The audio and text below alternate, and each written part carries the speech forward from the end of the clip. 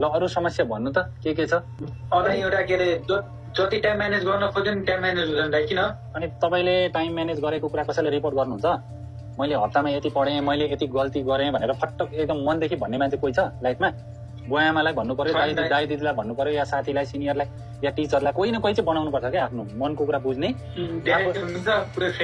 होइन त्यो भन्नुपर्छ, बुवा आमालाई भन्नुपर्छ मलाई यस्तो नेगेटिभ कुरा आयो माइन्डमा भनेर भन्नुपर्छ। किन लजाउने? सानोमा बच्चामा कटो पनि नलाइकन हिँड्दाखेरि लाज भयो भनेर किन नभन्नु भएको तपाईँले? भन्नु त। लाज त दिमागमा भएको हो कि, दिमागमा हो क्या हाम्रो थिङ्किङ त्यस्तो हो क्या, न्यारो माइन्ड हो क्या हाम्रो। लाज कहिल्यै हुँदैन। तपाईँले मलाई यस्तो समस्या छ भनेर बुवा आमालाई, आफ्नो नजिकको मान्छेलाई सबै भन्नुपर्छ क्या। सबै भन्नाले एभ्रिथिङ के, नथिङ लेफ्ट, केही छोड्ने नि होइन, सबै भन्ने। अनि तपाईँ बिग्रिँदै हुनुहुन्छ कि अथवा तपाईँ राम्रो काम गर्दै हुनुहुन्छ अनि उनीहरूले ड्राइभ गर्नु सक्यो। रातभरि लुकेर मोबाइलमा च्याट गर्छ, यत्रो यत्रो आँखा फुलाएर भोलि स्कुल जान्छ, नपढाएको बुझिन्छ, को मान्छेसँग च्याट गरेको, ठिक मान्छे हो होइन, कस्तो मान्छे हो, कस्तो प्रोफाइलको हो, लगेर बेच्यो भने पनि थाहा हुँदैन।